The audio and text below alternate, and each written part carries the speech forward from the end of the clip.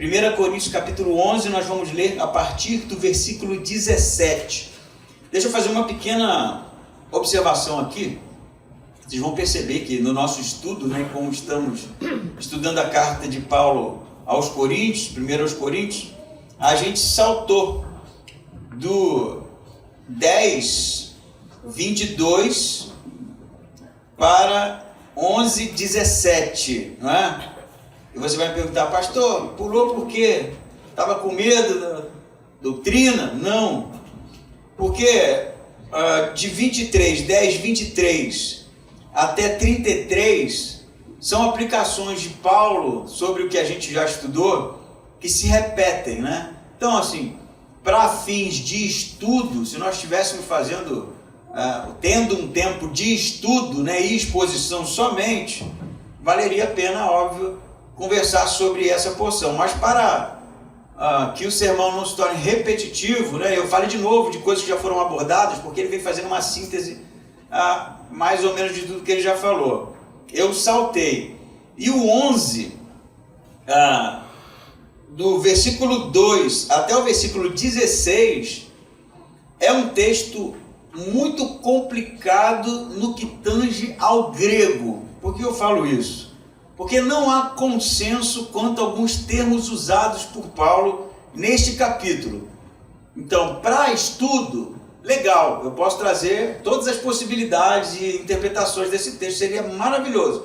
Mas para um sermão não, porque eu não vou conseguir ser objetivo nas aplicações, e aí vai ser somente um estudo, sem algo que possa ser prático para a gente. Então a gente pode marcar um momento para estudar essas perícopes, que a gente passou, e avançar aqui em temas que são mais elucidados.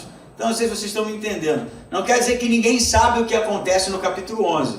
As pessoas, por exemplo, vou dar um exemplo, eu não quero perder muito tempo com isso, para já ir logo para o nosso texto, mas é sobre o problema das mulheres no culto, no que tange a alguma coisa que elas usavam para cobrir a cabeça.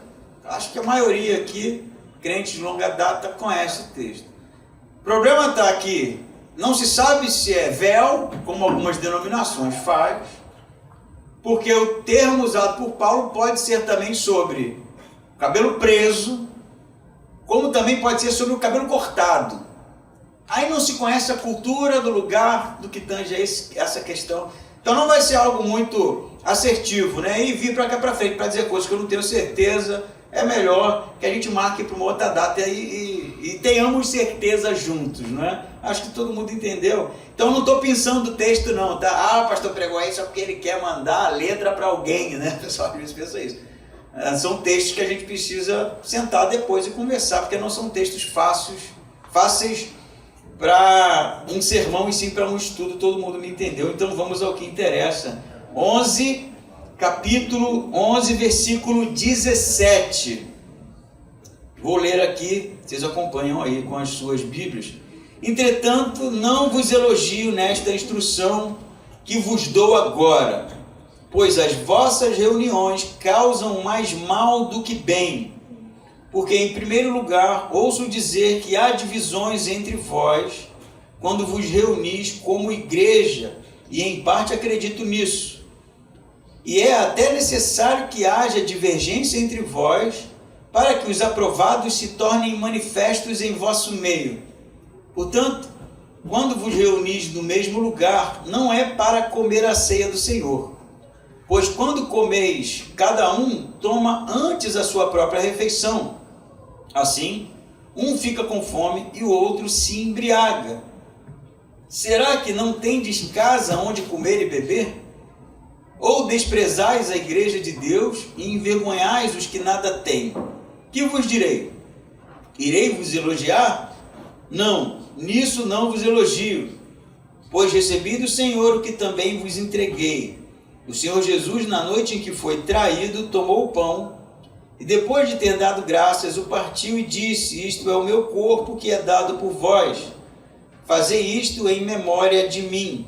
Do mesmo modo, depois de comer, tomou o cálice, dizendo: este cálice é a nova aliança no meu sangue. Fazei isto todas as vezes que o beberdes em memória de mim.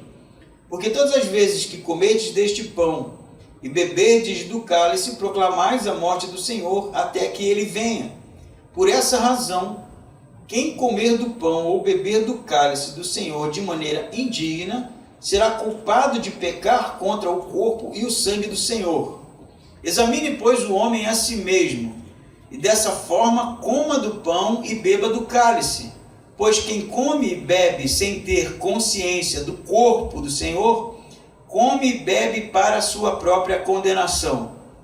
Por causa disso, há entre vós muitos fracos e doentes, e muitos que já morreram. Mas se julgássemos a nós mesmos, não seríamos condenados. Quando, porém, somos julgados pelo Senhor, somos corrigidos para não sermos condenados com o mundo. Portanto, meus irmãos, quando vos reunis para comer a ceia, esperai uns pelos outros. Se alguém tiver fome, coma em casa, a fim de não vos reunides para condenação. Quanto às demais coisas, eu vos instruirei quando vos visitar. Ufa, né? E agora, né? Vocês leram comigo e nós vamos estudando essa passagem de maneira mais profunda, né? Você percebe que Paulo começa no versículo 17 dizendo que ele não elogia os coríntios quanto a este comportamento, porque ele começa o 11 no versículo 2 dizendo que ele elogiava os coríntios por eles guardarem a tradição, não é? Então, é sobre a tradição no que se refere a esse costume que falei para vocês, que é a questão do cabelo, não é? Parece que há uma divergência entre homens e mulheres na igreja, e Paulo está dizendo que elogiava alguns que estavam se posicionando diante do que estava acontecendo de errado na igreja, na questão do cabelo. Mas no 17, que é o nosso texto, Paulo vai dizer: quanto a isso eu não vos elogio. E o que está acontecendo aqui? Você vai perceber que Paulo começa dizendo que a reunião deles, ou o culto deles, fazia mais mal do que bem. Eu acho que você já percebeu que o tom de Paulo não é um tom muito ameno, né? Imagine se Paulo escrevesse para nós e dissesse que os nossos cultos fazem mais mal do que bem. É isso que ele está falando para a igreja dos Coríntios. Por quê? Ele vai dizer que ele ouve dizer no versículo 18, e provavelmente ele ouve dizer pelos da parte de Cloe, não é isso? No capítulo 1, ele diz que recebe aqueles que são parentes de Cloe, que são membros daquela igreja, que trazem essas informações para Paulo sobre as divisões que estavam acontecendo lá em Coríntios. Então ele ouve dizer que há divisões, versículo 18, e essa divisão agora tem a ver com a reunião e o culto de celebração da ceia. Você lembra que lá no capítulo 1 e 2, a divisão é por causa daqueles que se diziam seguidores de Paulo, outros seguidores de Pedro, outros seguidores de Apolo. Vocês lembram desse tipo de comportamento reprovado por Paulo? A divisão que está acontecendo aqui é diferente, porque, como a gente vai ver, uma questão sociológica, uma questão de hierarquia social que está acontecendo dentro da igreja, e você vai entender comigo aqui. Ele vai dizer que em parte ele acredita nisso, né? Por que em parte? Porque ele ouviu dos de Cloe, ele não estava lá para ver, mas mediante o que ele já conhece da cidade, é como se ele estivesse dizendo: eu acredito, apesar de não serem todos que estão incorrendo nesse tipo de comportamento, mas em parte acredito no que eles estão me dizendo. E aí o 19 diz assim, na verdade o versículo mais difícil desse texto, né? Porque diz: e é até necessário que haja divergência, ou divisões em algumas versões, entre vós, para que os aprovados se tornem manifestos em vosso meio. O que torna esse versículo um pouco complicado, além da construção dele na língua original, é que Paulo combate as divisões na igreja. E de repente salta um versículo dizendo que é até bom que haja divisões, para que os aprovados sejam conhecidos. Então há aqueles que defendem que nesse texto Paulo está dizendo que a divergência ela é interessante do ponto de vista escatológico dos últimos dias, porque quando há divergência, divisão, os que são fiéis se destacam. Você entendeu? Mas se você continuar estudando comigo, você vai ver que isso fica extremamente estranho, né? Se Paulo está combatendo divisão, em determinado momento ele exalta a divisão, dizendo que os aprovados vão sobressair, embora faça sentido a expressão isolada, mas dentro do texto não é algo que faz muito o gosto de Paulo. Então há alguns teólogos que vão dizer que aqui Paulo está agindo com ironia, provavelmente em cima de algo que os coríntios já disseram. É bom que haja divisões, porque quando há divisões, os que estão corretos, eles são reconhecidos e elevados.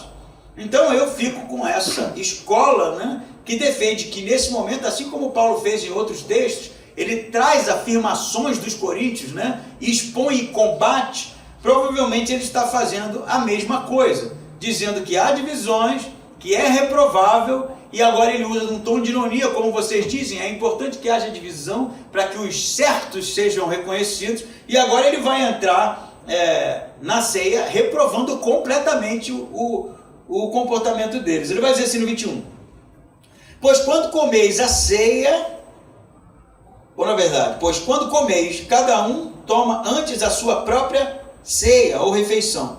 Assim um fica com fome e o outro se embriaga. O que está acontecendo aqui? Qual é o pano de fundo? A igreja primitiva, ela, em Atos você pode perceber isso, celebrava os cultos em meio a algo que era chamado de festa HP, ou festa do amor. O que era isso? Todo domingo eles faziam refeições juntos. E no meio da refeição eles celebravam a ceia do Senhor. Isso aconteceu até o século VII. E no século VII deixou de acontecer porque já no século I, século II e sucessivamente haviam problemas nessas festas, nessas reuniões. E o problema era sempre por causa da diferença social. Por quê? Porque a igreja dos coríntios ela era uma igreja composta de pessoas muito pobres, escravos, vendedores, artesãos, né? E também pessoas da elite da cidade, como o próprio tesoureiro da cidade que se converteu e fazia parte dessa igreja. E como essas celebrações elas eram abertas para a igreja, o que acontecia é que os ricos, os melhores financeiramente, os mais bem-sucedidos, se juntavam. Então aqueles que tinham afinidades, né, e normalmente eram afinidades sociais, eles se juntavam e faziam a sua refeição. E aqueles que não tinham nada, não tinham o que comer, a não ser o pão e o vinho, que era a celebração da ceia. Então era um jantar, ou um almoço provavelmente, porque eles celebravam durante o dia, porque a ressurreição se dá pela manhã, e aí os ricos se juntavam, faziam ali o seu piquenique, a sua janta particular, e os pobres, os miseráveis, não comiam nada, porque eles não tinham o que levar. E aí vai gerar nesse tipo de comportamento uma divisão, que era uma divisão social, porque no mundo do século I, na Coríntio do século I, nas colônias romanas do século I, era assim que se dava. Os ricos se juntavam com os seus, e os pobres que se lascassem, porque eram pobres, então não iriam comer da mesma comida e nem beber do mesmo vinho que eu estava bebendo e compartilhando com os meus amigos. Há achados arqueológicos bem interessantes de casas mais suntuosas que haviam quartos de várias dimensões. Por exemplo, a sala de jantar era uma sala menor para convidados. E aí você tinha quartos menores adjacentes que, dependendo da classe social, eram divididos. E isso era um jantar.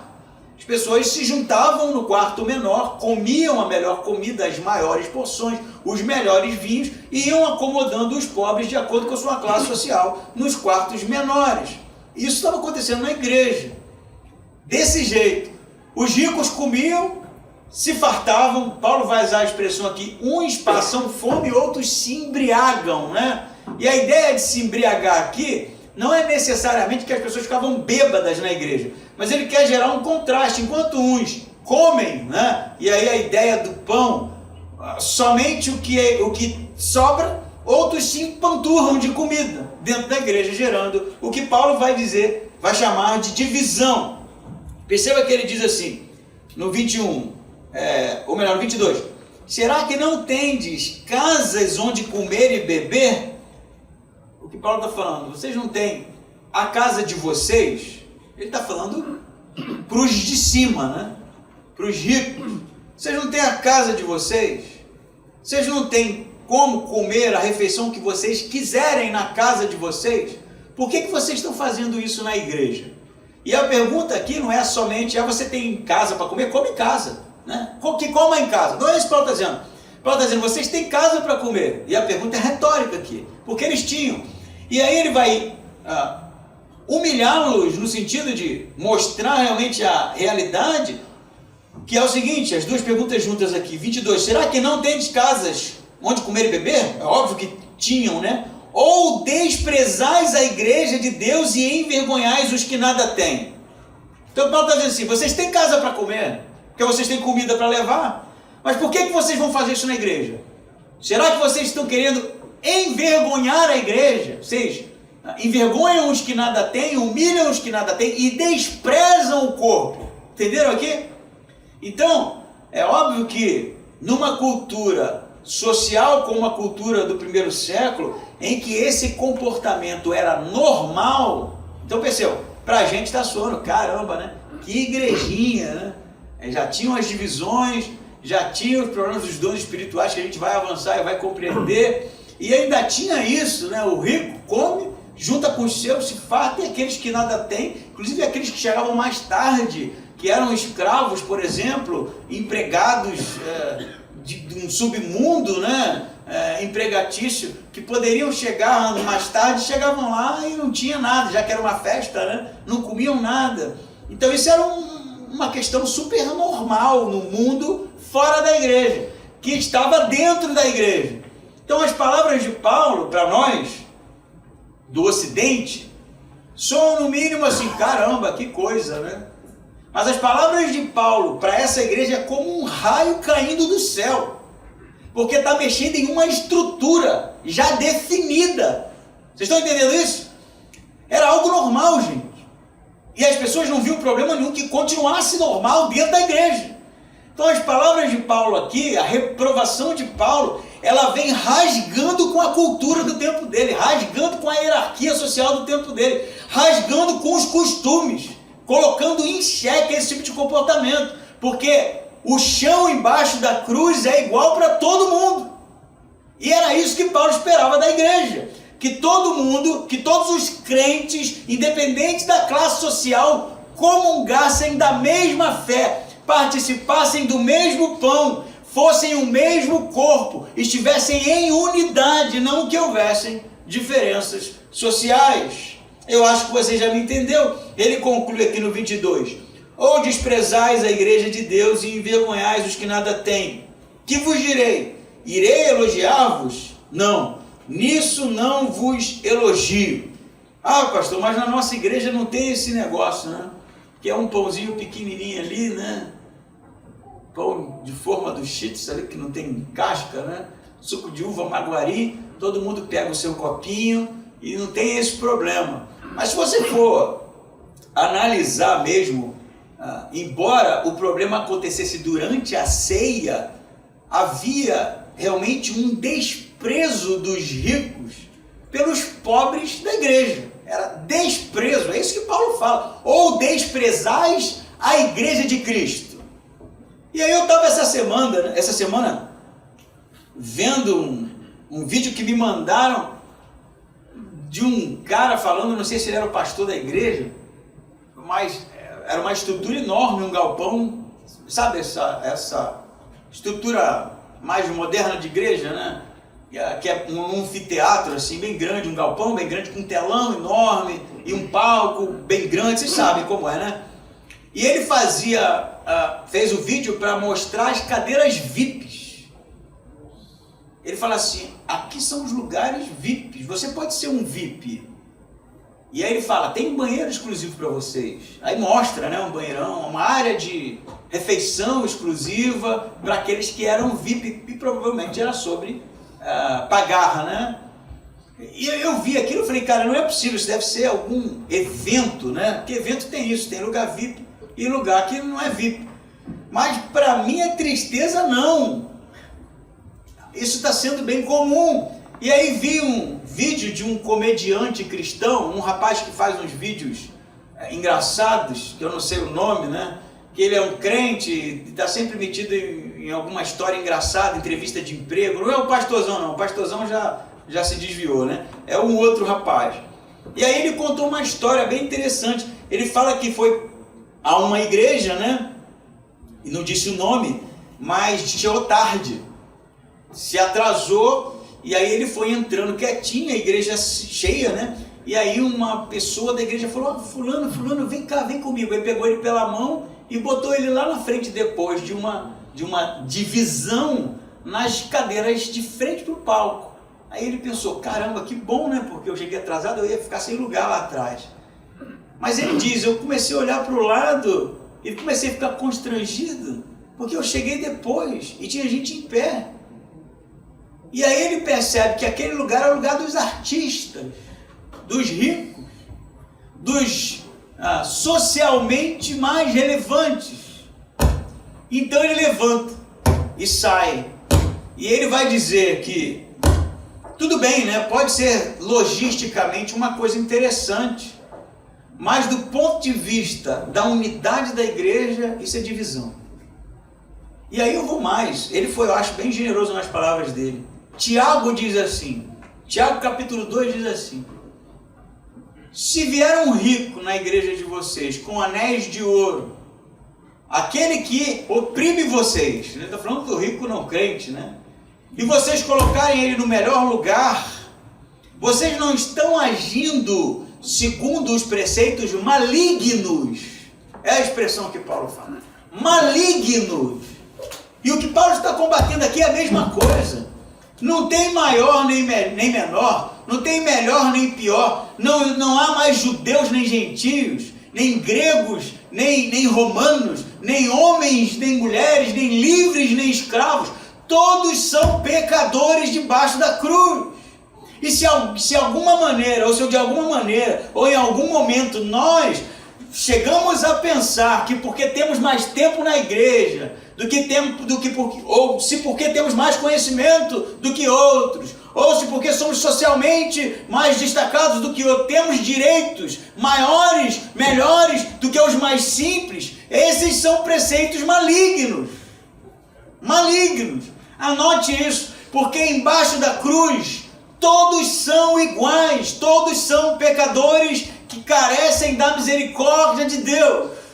Hoje, pode ser que isso nem faça sentido para a gente aqui, né? Ah, pastor, que enfadonho, a gente não faz isso aqui na igreja. Mas hoje a gente tem 40 membros.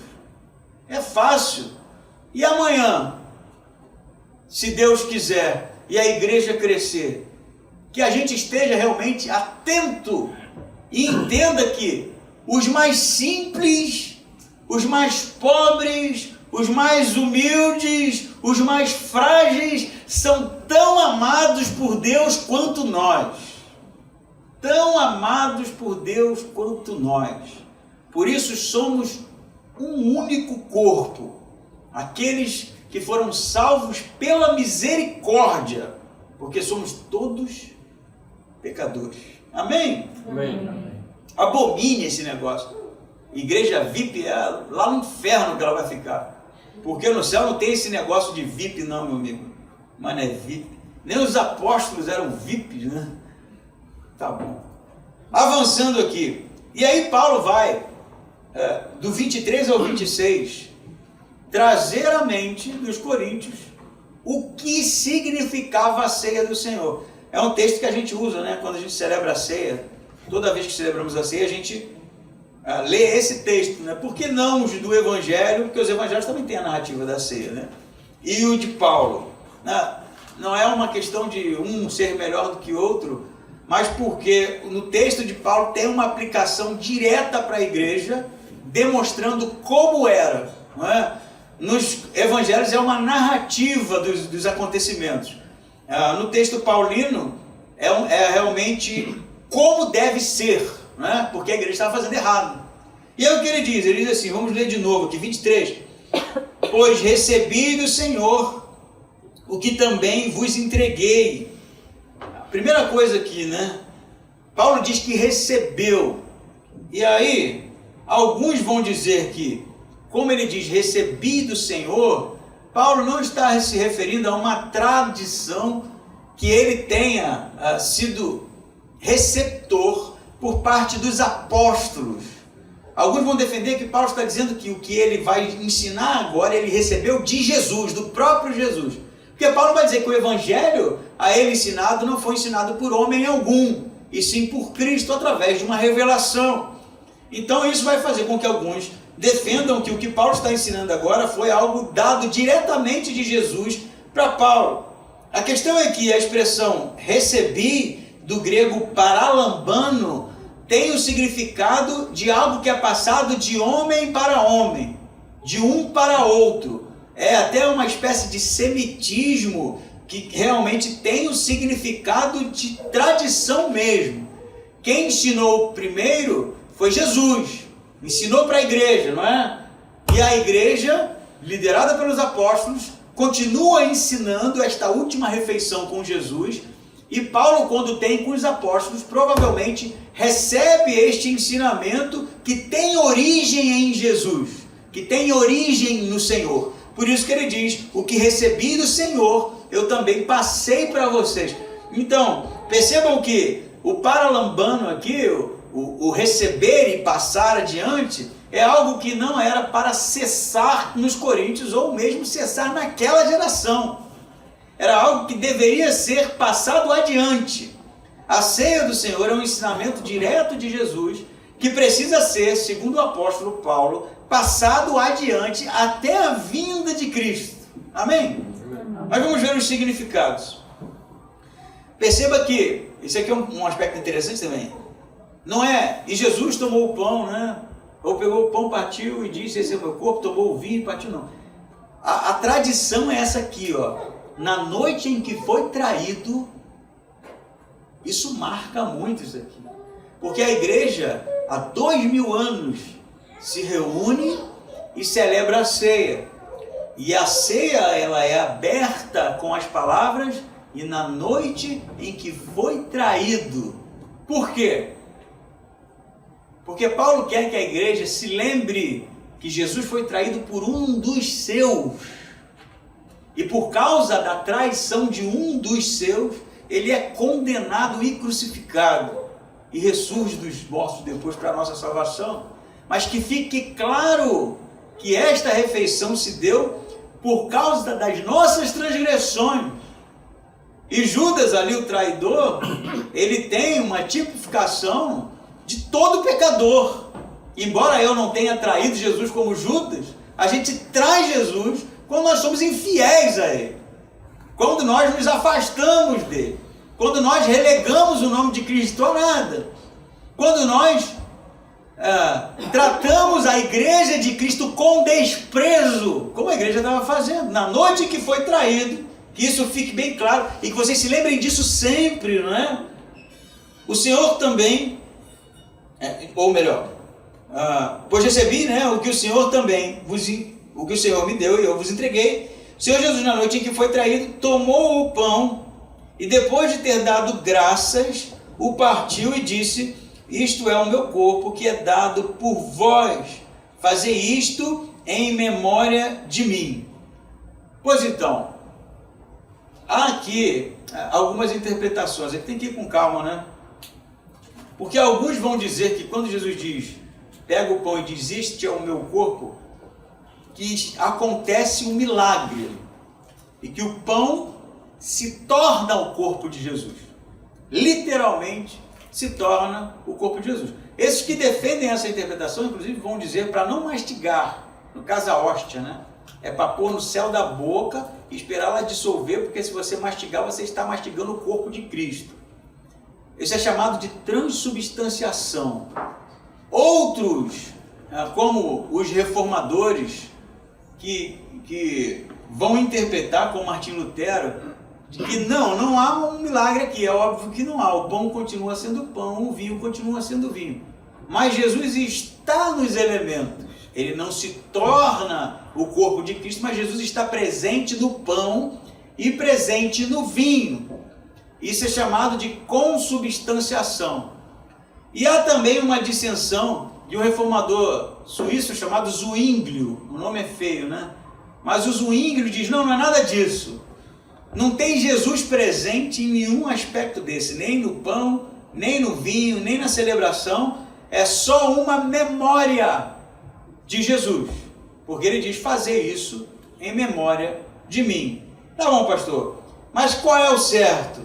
Bom, o que nós entendemos, e quando eu digo nós, eu não digo eu, né? Eu digo os batistas, é que o pão não se torna o corpo, é claro, o vinho não se torna o sangue de Jesus, mas é uma metáfora ao que aconteceu na cruz. Assim, o pão simboliza o corpo de Jesus. E quando a gente fala pão, você deve estar pensando num pãozão doce assim, né? Ou um pãozão bonito. Não era isso. Já falei que o pão era um pão sem fermento, né? Era como um creme cracker. Era um pão fininho e crocante. E quando eles tomavam do pão, eles quebravam o pão. Quebravam e davam um pedaço. E a expressão no grego é partido, quebrado. Como o pão era quebrado, né? Esse é o meu corpo quebrado por vós. Que ali tem o apontamento para o corpo de Cristo quebrado na cruz. Não é quebrado no sentido de morto, né? No sentido de entregue. E o vinho também não se torna o sangue de Jesus, mas ele é o sangue da nova aliança. Ele representa, como o texto mesmo está dizendo, o sangue da nova aliança derramado por vós. Fazer isso em memória de mim. Ah, pastor, então eles simbolizam o pão e o vinho, representam o corpo e o sangue, e é só uma memória, como o Zwinglio diz. Não é só uma memória. A ideia aqui de fazer em memória, a expressão no grego é anâmesis, que tem um significado não só de um movimento mental de memória, mas algo que gera comportamento, que gera experiência. Então a ideia de Paulo é que quando vocês estiverem reunidos, o pão representa o corpo de Cristo partido por nós, o sangue representa o sangue da nova aliança, e que nós façamos isso se lembrando sempre do que foi feito na cruz por nós. A memória é isso, que na noite em que foi traído, Jesus foi condenado à morte, rebentado naquela cruz, humilhado naquela cruz, teve o sangue derramado para a salvação de todo aquele que crê. A ceia é isso. Ah, mas Jesus não está presente, como os diz. É óbvio que está, não na ceia, mas na adoração, no culto. Jesus mesmo disse, onde estiver 2 ou 3 eu estarei presente. Como é que ele não vai estar presente na igreja, onde os crentes se reúnem para celebrar aquilo que foi feito por nós na cruz? Sim, está presente. É óbvio que está presente. Então Paulo vai dizer, depois de ter dado graças, partiu e disse, isto é o meu corpo que é dado por vós, fazer isto em memória de mim. 25. Do mesmo modo, depois de comer, tomou o cálice dizendo, este cálice é a nova aliança no meu sangue. Perceba, Paulo não está dizendo, e esse cálice é o sangue de Jesus. Ele não diz isso. Ele disse, esse cálice é a nova aliança no meu sangue. Isso significa que, né? Vocês lembram quando Moisés desce com as tábuas da lei no Êxodo? E ele então vai selar o pacto, a aliança de Deus com o povo. A verdade, ali é uma segunda vez já, porque Deus já havia selado uma aliança com Abraão, não é isso? Já falei isso algumas vezes. Abraão vai partir o animal, né? Uma parte para cada lado, e enquanto Abraão dorme um sono profundo, o que acontece? O fogo passa no meio das partes. E o fogo era Deus, selando a aliança. Por que selando a aliança? Porque era assim que se fazia uma aliança. Se partia o animal e aqueles que estavam se aliançando passavam no meio entre as partes, que era o que significava, como se eu estivesse dizendo, se eu não cumprir com a minha parte da aliança, eu quero morrer como esses animais, né? Era assim no mundo antigo. Então havia uma aliança selada de Deus com Abraão e havia uma aliança renovada em Moisés, que é quando Moisés pega um animal, sacrifica e asperge sangue sobre o povo, não é isso? O sangue aspergido sobre o povo simbolizava que Deus estava renovando uma aliança feita com Abraão, amém? É isso, aliança, Novo Testamento é isso, né? Aí Jesus, o que significa? Este é o meu, a aliança, a nova aliança no meu sangue. Significa que o sangue de Jesus derramado na cruz é o aspergir do pacto, fazendo de todo aquele que crê em Jesus, povo de Deus. Pô, bonito isso aqui, né?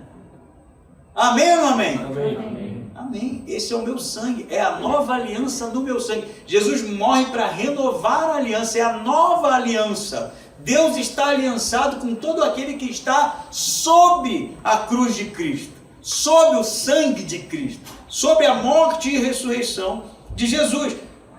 Mas essa porção não é uma porção em si mesmada, né? Que a gente pode ler isso aqui, bonito, né? Teologicamente extremamente sofisticado, e dizer, gostei. Não, o contexto é a ceia terrível que eles estavam praticando naquela igreja. Então Paulo está dizendo aqui, vou trazer para vocês na memória o que é a ceia, o que eu ensinei para vocês. E aí ele ensina, né? Ele reensina, relembra, traz o texto de novo à memória, no 26 dizendo, que é o foco de Paulo: porque todas as vezes que comerdes deste pão e beberdes deste cálice, proclamais a morte do Senhor até que ele venha. A igreja, quando celebra a ceia e quando parte o pão e toma do vinho, está celebrando a morte e ressurreição de Cristo, proclamando o quê?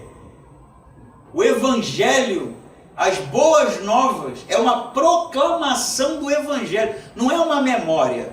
Ah, vou lembrar de Jesus aqui, eu lembrei, poxa, que legal. Não é uma memória, é uma pregação, um testemunho público, o Evangelho que está sendo proclamado da morte de Jesus, do sangue derramado e da sua ressurreição, até que ele venha.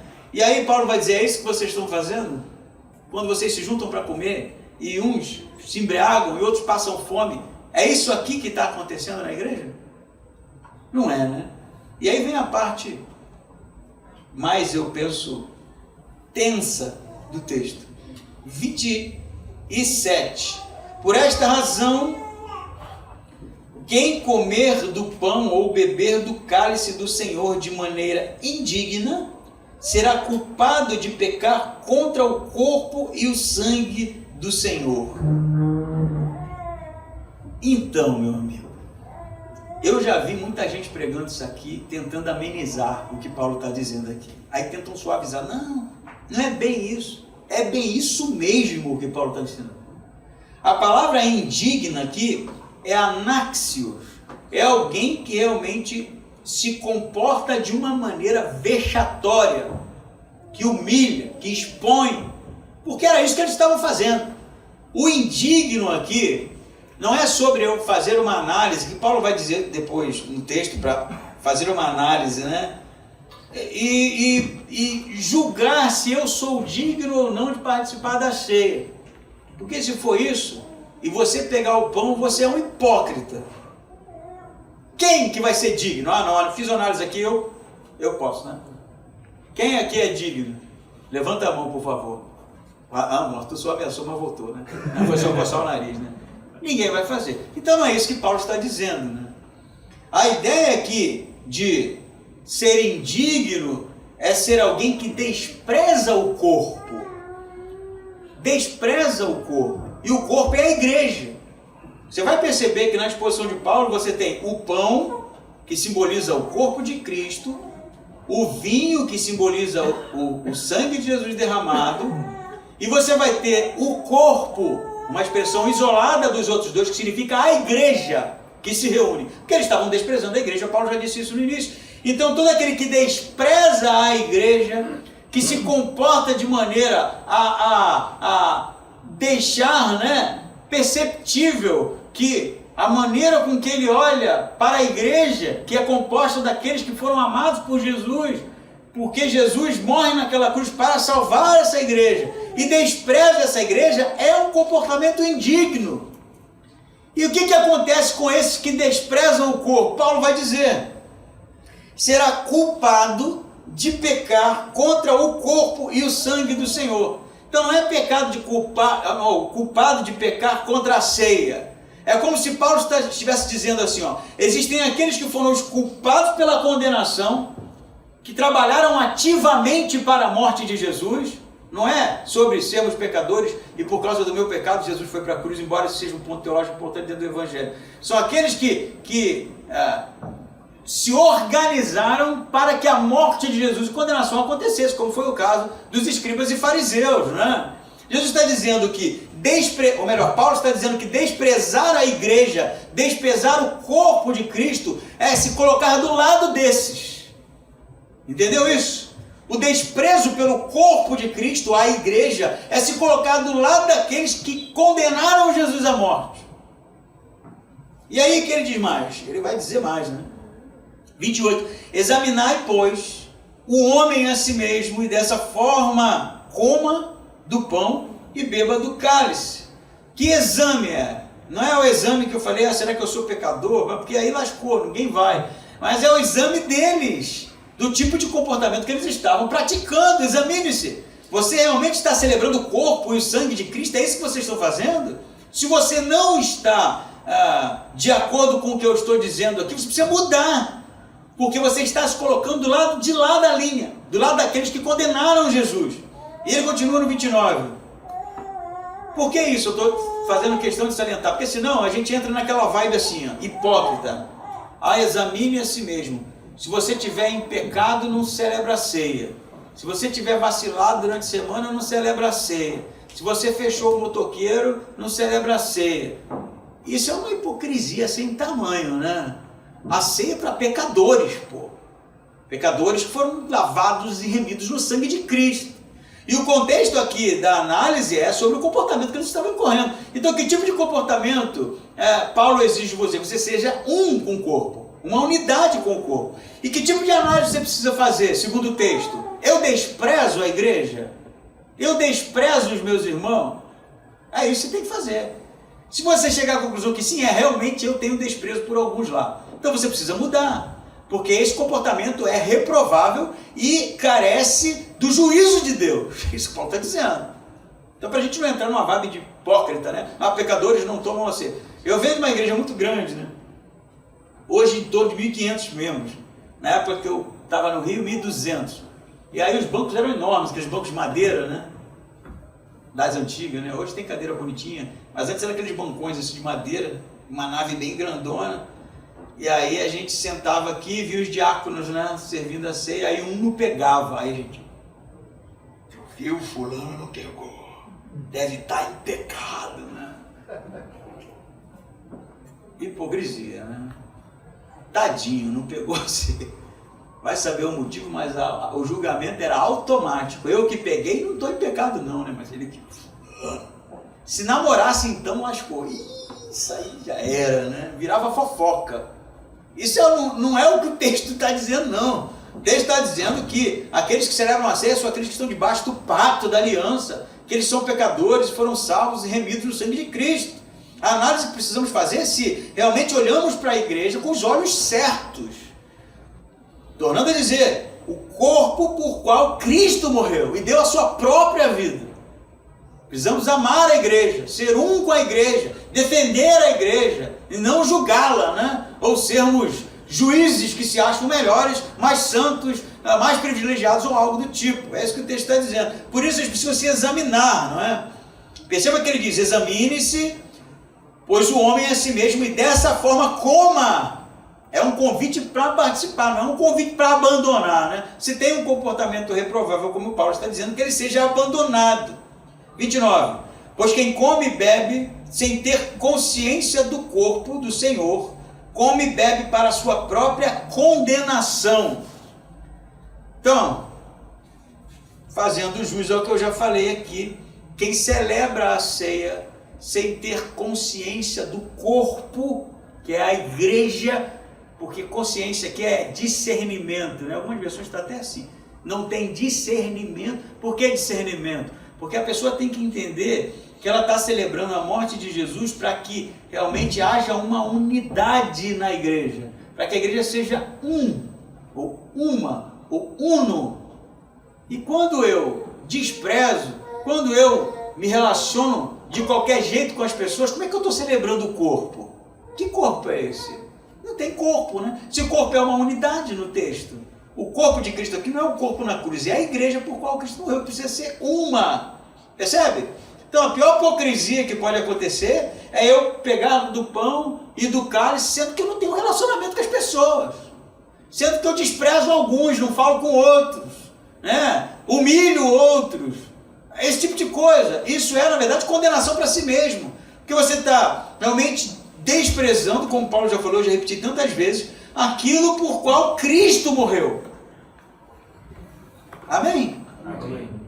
Está ficando claro o texto? Está acendendo? É isso que eu quero, né? Acender o texto, você compreende o texto. Então, come e bebe para sua própria condenação. Perceba agora no 30. O 30 é pesado, velho. Por causa disso, há entre vós muitos fracos e doentes, e muitos que já morreram, ou dormiram, né? Algumas versões. O que Paulo está dizendo? Ah, pastor, ele não está dizendo isso não, né? Porque Deus é tão amoroso, né? Deus é tão gracioso, ele não fica punindo as pessoas.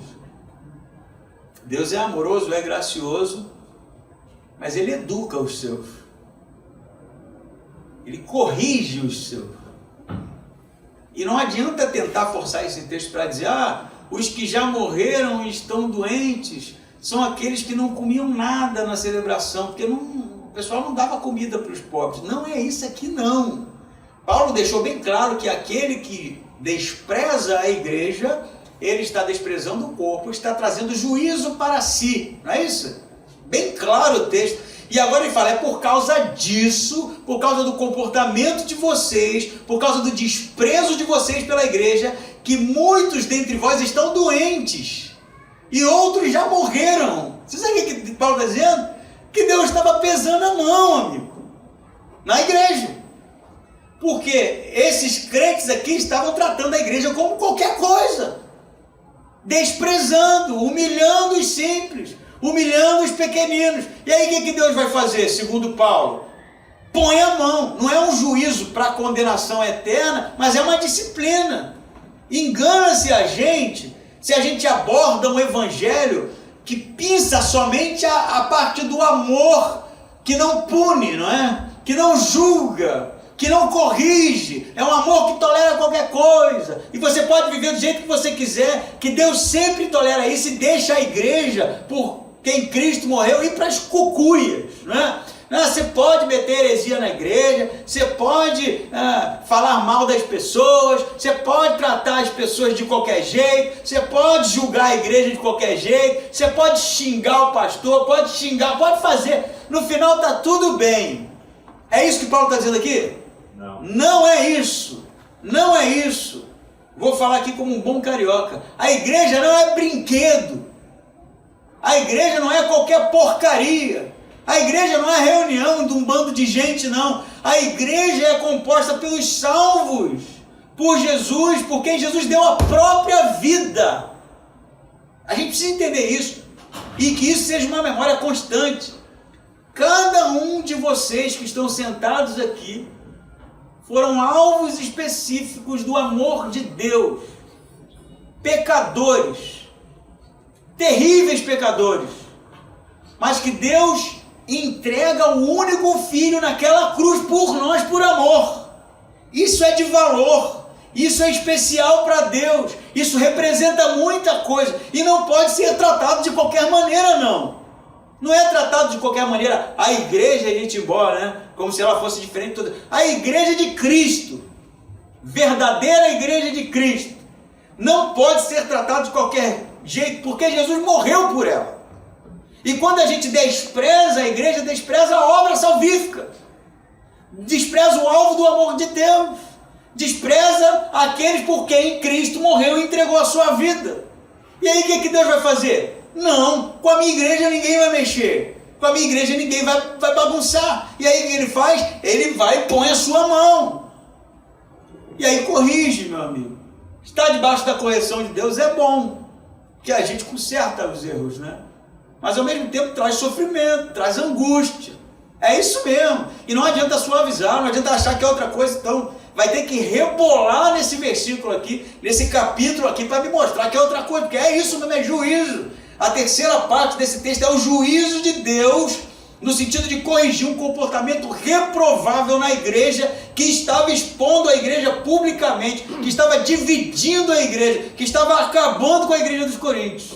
Paulo está falando seríssimo, e que essas palavras sejam sérias para a gente, porque muitas vezes a gente acha que igreja é uma reuniãozinha no domingo, sabe? Não vou na igreja, não, vou no shopping, não, vou não sei aonde. Não é sobre vir no culto, não é sobre uma programação, é sobre o que isso aqui representa, gente. É sobre o que isso representa. Pessoas que poderiam estar fazendo outra coisa. Hoje é domingo, né? Já começou o carnaval, né? Você podia estar na casa de praia, né? Se você tem uma, né? E se você tem uma e não está compartilhando com os irmãos, cuidado, hein? Isso aqui é heresia, né? Paulo não está falando isso, não. Você não tem obrigação de compartilhar com ninguém, né? A casa é tua. Mas você poderia estar fazendo outra coisa, né? Tanta coisa para se fazer hoje. Sei lá, vendo uma série, passeando, vai saber. Mas o que a gente está fazendo? Adorando. Isso aqui não é entretenimento, isso aqui não é evento, isso aqui não é nada mais do que a reunião de pessoas que foram salvas por Jesus e que vêm para a igreja para adorar Ele. A gente vem adorar, gente. A gente vem agradecer pela misericórdia de Deus, prestar o nosso culto a Ele, nossa adoração ao único que é digno de todo louvor, a agradecer pela misericórdia dEle na cruz por nós, aprender mais da palavra dEle, não é isso? Das Escrituras, é isso que a gente vem fazer. Aí vem um miserável e aí trata a igreja como lixo. Aí o que Deus faz? Me diga vocês, o que Paulo está dizendo que Deus faz? Pesa a mão. É? Vocês lembram de Ananias e Safira, né? Em Atos, né? O que aconteceu? Tá bom, Ananias. E morreram. Eu não estou aqui dizendo que Deus vai matar vocês, tá? Longe de mim isso. Mas o que Paulo está dizendo é que na igreja dos Coríntios, muitos que estavam doentes, a gente não sabe por quê, ou que tipo de doença era essa que estava pegando aquelas pessoas, ninguém tem essa informação. Muitos que estavam doentes, padecendo de enfermidades, e outros que já haviam até morrido, a causa era o que eles estavam fazendo com a igreja, e que Deus não permitiria que isso sirva realmente de reflexão para nós, não é? Crentes de 2025, que tratam a igreja como uma opção de entretenimento para o fim de semana, né? Mas ele vai dizer assim no 31, mas se julgássemos a nós mesmos, não seríamos condenados. Então, essa análise, esse julgamento, estamos desprezando a igreja de Cristo, é algo necessário. Quando, porém, 32, né? Somos julgados pelo Senhor, somos o que, gente? O que está escrito aí? Não entendi. O que está escrito aí? 32. Quando, porém, somos julgados pelo Senhor, somos disciplinados. Você quer ser julgado pelo Senhor? Você será disciplinado. Para que você entenda. E aí, mas espera aí. O pastor não está com a saúde muito boa, né? Aí, ó, Deus está pesando a mão. Não é isso, né, gente? Não é qualquer gripe que você pega, Deus está te punindo. A gente não pode ir para esse lado. A ideia aqui de Paulo é: há um comportamento reprovável, desprezo pela igreja, uma celebração de ceia que na verdade a gente fala celebração de ceia, por exemplo, aqui na igreja a gente celebra a ceia uma vez por mês, né? E isso não é uma regra, pode ser uma vez por mês, pode ser de 15 em 15 dias, de 2 em 2 meses, não há uma regra. A igreja no primeiro século celebrava todo domingo, então o culto deles era sempre um culto de ceia. Então o desprezo deles, apesar do tema ser a ceia do Senhor, o desprezo pela igreja, era todo domingo isso. Todo domingo eles desprezavam, todo domingo eles humilhavam, todo domingo eles expunham os pobres, os simples, os membros daquela igreja. Por isso, Paulo vai dizer, 32, quando porém somos julgados pelo Senhor, somos corrigidos, para não sermos condenados com o mundo. Então Deus nos corrige, nos disciplina, para que nós não venhamos a ser julgados, condenados com o mundo, para que a gente mude o nosso comportamento, entenda de uma vez por todas e seja corrigido, não é? 33, portanto, meus irmãos, quando vos reunis para comer a ceia, ou tomar a ceia, né? Esperai uns pelos outros.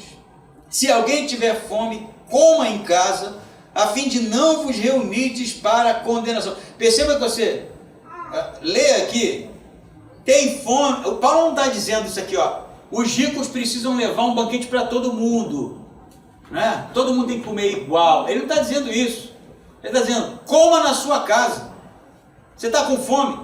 Faz a refeição que você quiser na sua casa, mas que na igreja seja sério, seja uno, seja adoração, seja culto, seja celebração, entende isso? Não é um discurso social, vamos cuidar dos pobres, né? Vazio.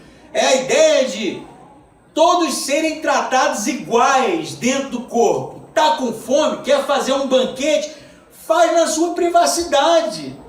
Quer mostrar o carrão, quer mostrar a casona, não vem para cá para frente e dizer, vamos agradecer, né? Um pedido de oração aqui. O meu pedido é um agradecimento porque Deus me deu uma Ferrari. Aqui a chave, irmão. Tu acha que isso não existe? Que?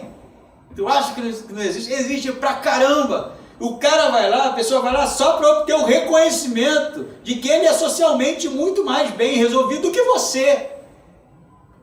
Não existe não? Existe pra caramba, né? Quando a gente, através das nossas posses, através de quem somos, através das nossas qualidades, dos nossos dons, das nossas características, da nossa beleza, a gente faz questão de mostrar isso bem brilhante, para que a igreja reconheça de alguma forma e trate a gente melhor. Não sou qualquer um não, rapaz. Acho que, olha quanto tempo de igreja que eu tenho. Posso ser tratado assim.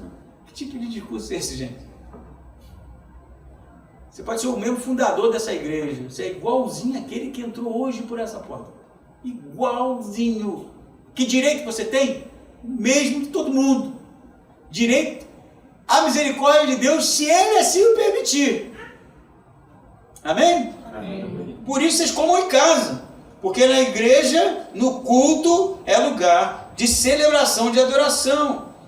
34, vou ler de novo para finalizar. Se alguém tiver fome, come em casa, a fim de não vos reunirdes para a condenação. Ufa, eu achei que eu nem fosse dar conta de expor isso tudo aqui hoje. Mas tem mais coisa, né?